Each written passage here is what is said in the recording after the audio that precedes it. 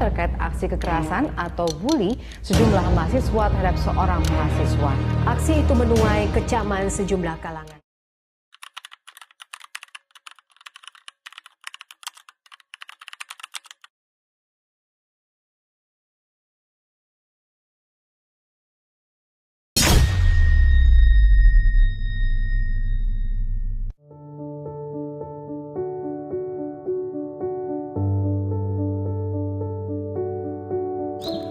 Deretan video yang muncul di layar ini mengingatkan kita pada kenyataan yang menyakitkan.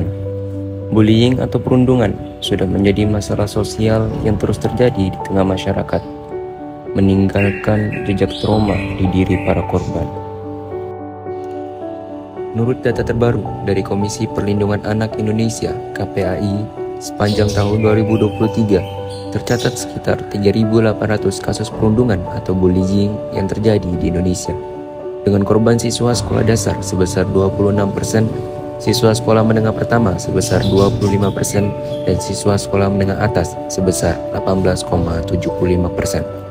Dari statistik ini, kita bisa melihat betapa perundungan mengintai setiap jenjang pendidikan, mulai dari usia muda hingga remaja. Sudah saatnya kita berhenti hanya menjadi saksi. Kita semua berperan untuk mengakhiri lingkaran perundungan ini, menciptakan lingkungan yang aman, dan memberikan dukungan bagi mereka yang membutuhkan. Langkah selanjutnya adalah mengambil suatu tindakan, yaitu berinteraksi bersama mereka yang terlibat langsung dan memiliki pengalaman terhadap kasus ini.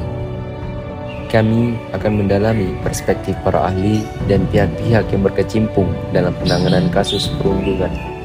Tujuannya adalah menggali di dalam solusi yang telah diterapkan, tantangan yang mereka hadapi, serta langkah konkret yang dapat dilakukan untuk mencegah kasus serupa di masa depan.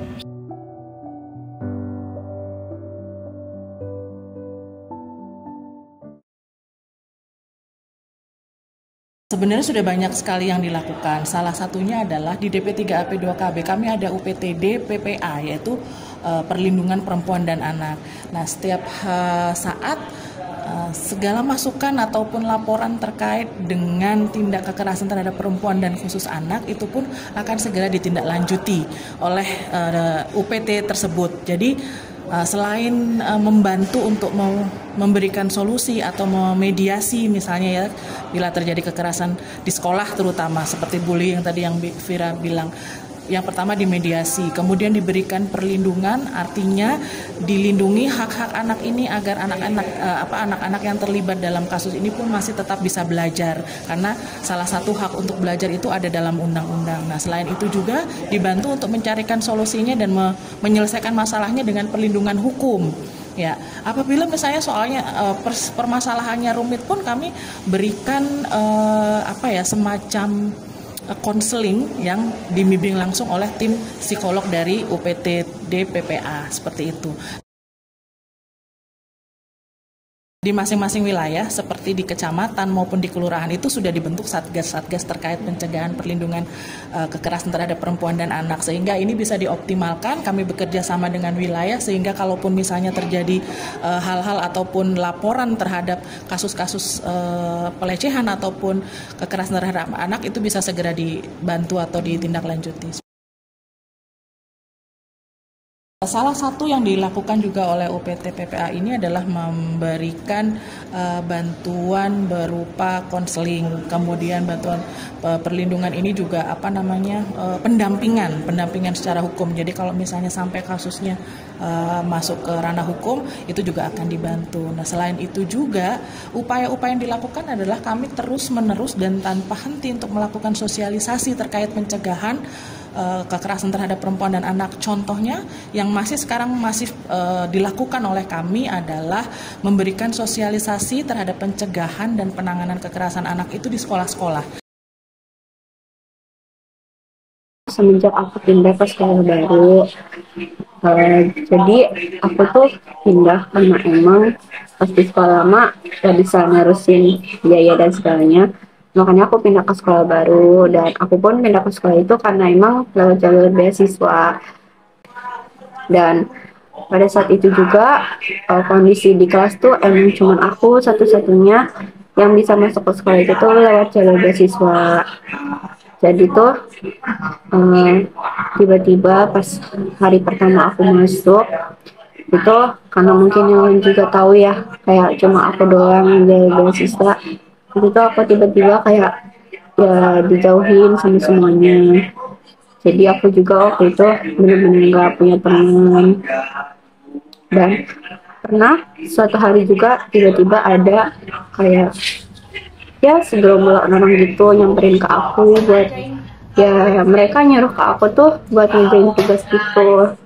Ya lama kelamaan tuh emang aku jadi semakin gak punya teman gitu. Ada satu, tapi ya itu juga kayak cuman ya gitu doang sih, nggak yang deket-deket banget lah.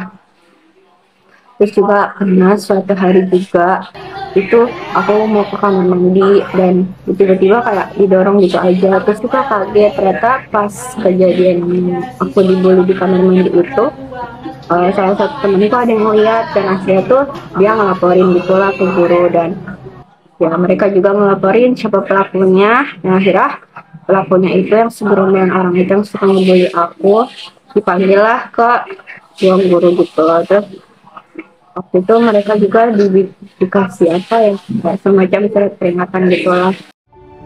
Selanjutnya, kita akan mempelajari pembulian melalui sudut pandang hukum.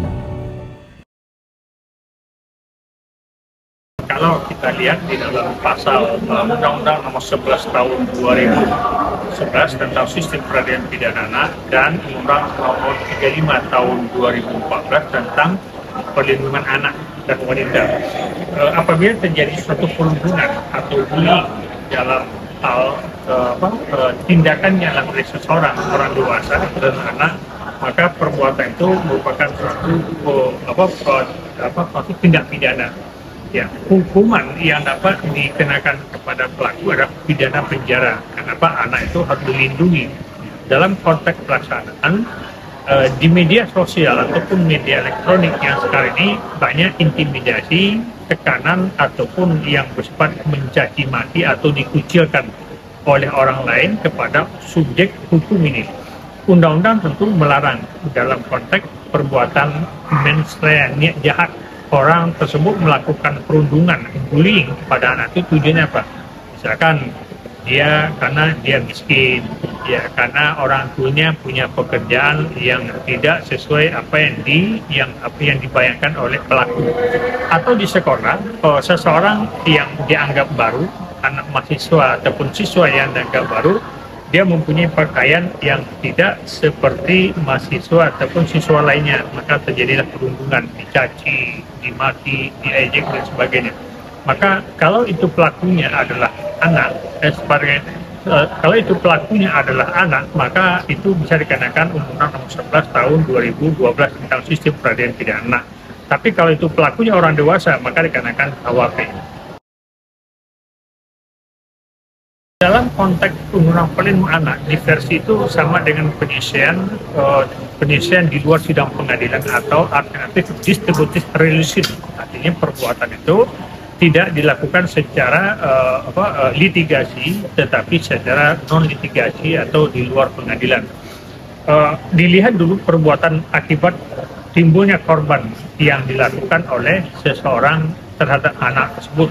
Maka dalam konteks diversi Undang-Undang Nomor 11 Tahun 2012 itu tentang sistem peradilan pidana anak, maka ini mungkin kalau itu sama-sama pelakunya ada anak-anak itu efektif. Cuman kalau itu pelakunya orang dewasa, maka itu termasuk dalam tindak pidana pemerkosaan ataupun dalam pasal 7, dalam pasal 82, pasal 80, 81, 82 junto pasal 76 huruf C. Ada sanksinya.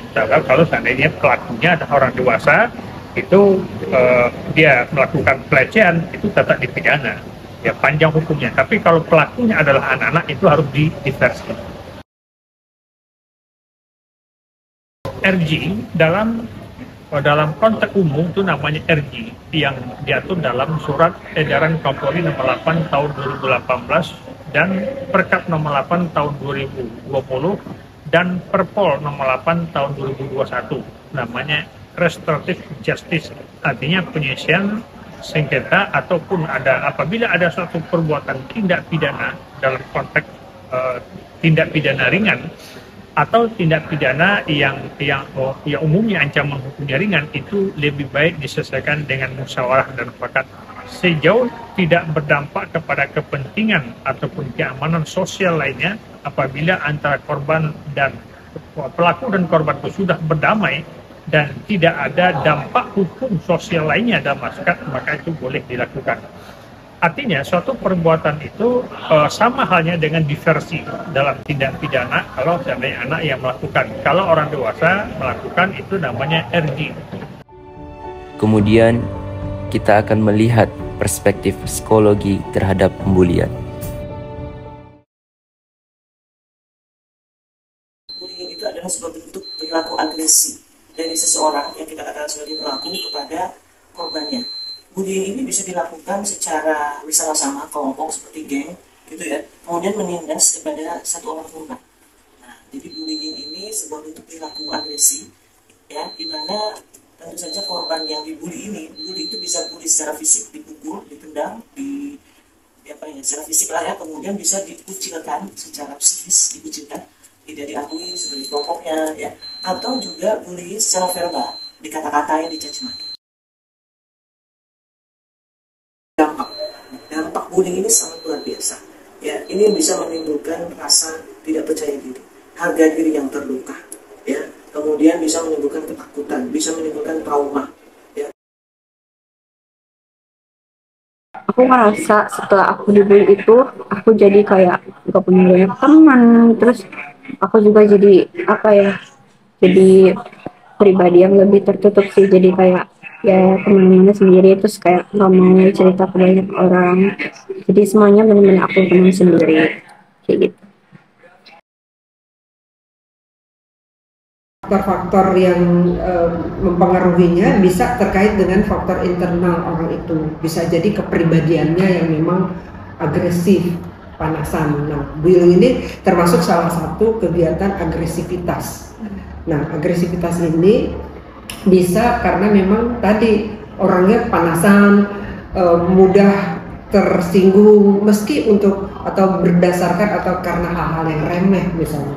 Yang kedua, bisa jadi orang yang melakukan bullying ini adalah pernah menjadi korban bullying. Jadi karena dia pernah disakiti, dia kemudian dendamnya tidak bisa kembali ke orang yang melakukan bullying kepada dia, tapi kepada orang lain yang lebih lemah gitu, jadi yang lebih junior misalnya gitu.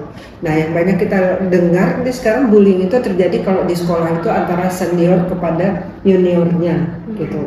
Bahkan bukan cuma di sekolah, bahkan di perguruan tinggi mahasiswa juga kalau kakak tingkat membuli adiknya misalnya gitu. Jadi ada yang karena faktor internal, tapi bisa juga karena konformitas.